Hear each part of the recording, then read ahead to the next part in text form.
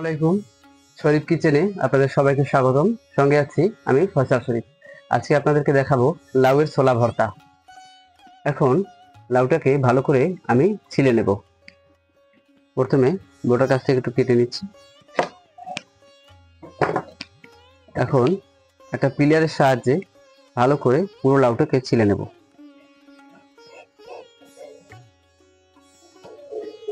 এখন এই লাউয়ের ছোলাগুলোকে আমি ভালো করে ধুয়ে লাউয়ের ছোলাগুলোকে ভর্তা করব। লাউয়ের ছোলা ভর্তা করার জন্য আমি লাউয়ের ছোলাগুলোকে ভালো করে ধুয়ে নিয়ে এসেছি। এখন একটা কারি কুকারে দিয়ে লাউয়ের ছোলাগুলোকে আমি সেদ্ধ করে নেব। একটা কারি কুকারে লাউয়ের ছোলা দিয়ে দিচ্ছি। এখন এর মধ্যে দিয়ে দেব পানি।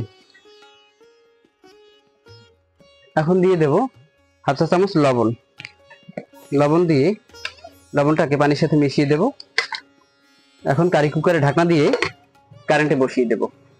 কারি কুকারে লাউয়ের ছোলা সেদ্ধ করা শেষ। অন্যান্য উপকরণগুলোকে তৈরি করে নেব। প্রথমে গ্যাস অন করে দিচ্ছি। একটা ফ্রাই প্যান বসিয়ে দেব।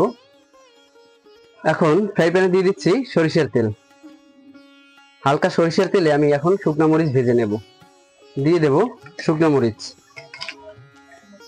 তেলে শুকনো মরিচগুলোকে একটু ভালো করে ভেজে নেব। 4 থেকে 5 পিস শুকনো মরিচ ভালো করে ভেজে নেব।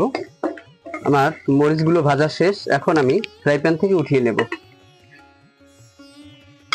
মরিচগুলোকে উঠিয়ে নিচ্ছি। পেঁয়াজ কুচি এবং রসুন কুচি ভালো করে ভেজে নেব, কারণ আমি ভর্তায় কাঁচা পেঁয়াজ ব্যবহার করব না। পেঁয়াজ যদি ভেজে ব্যবহার করি তাহলে একটা দারুণ ফ্লেভার বের হবে এবং ভর্তা খেতে মজা লাগবে। এখন আবার একটু সামান্য সরিষার তেল দিয়ে দিচ্ছি। আমার পেঁয়াজগুলো হালকা বাদামি করে ভাজা শেষ। এখন এগুলোকে আমি চুলা থেকে উঠিয়ে নিচ্ছি।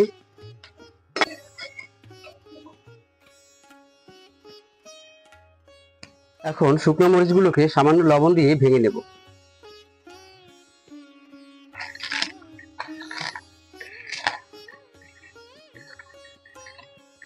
এখন লাউয়ের ছোলা শিলবাটায় বেটে নেব।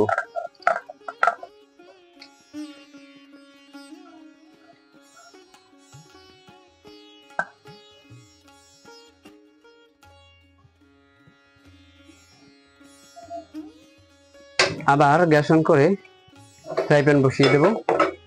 এবার ফ্রাই প্যানে বাটা লাউয়ের ছোলাগুলোকে একটু ভেজে নেব।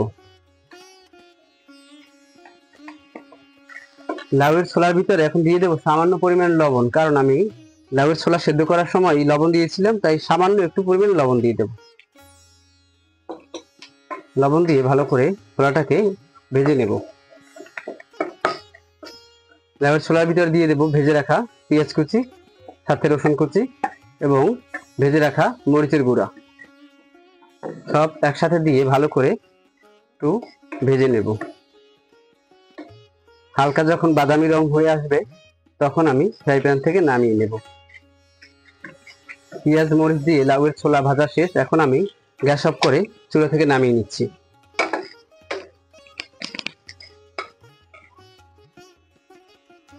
এখন লাউয়ের ছোলার ভিতরে দিয়ে দেব ধনিয়া পাতা কুচি। ধনিয়া পাতা কুচি দিয়ে ভালো করে একটু মেখে নেব। ধনিয়া পাতা দেওয়ার ফলে অন্যরকম একটা ঘ্রাণ আসবে। ভর্তার মধ্যে দিয়ে দেব একটু কাঁচা সরিষার তেল সামান্য পরিমাণে। আর ভর্তায় অবশ্যই সরিষার তেল ব্যবহার করতে হবে, তাহলে ভর্তার স্বাদ বহুগুণে বেড়ে যায়। এবারে দিয়ে দেব সামান্য পরিমাণে লেবুর রস। লেবুর রসের ফ্লেভার অন্যরকম একটা মাত্রা যোগ করবে ভর্তায়। সব দেওয়া শেষ। এখন ভালো করে মেখে নেব। আমার লাউয়ের ছোলা ভর্তা সম্পূর্ণ প্রস্তুত। দেখা হবে পরবর্তীতে নতুন কোনো রেসিপি নিয়ে। সে পর্যন্ত সবাই ভালো থাকবেন। আপনারাও বাড়িতে লাউয়ের ছোলা ভর্তা এভাবে ট্রাই করতে পারেন। আল্লাহ হাফেজ।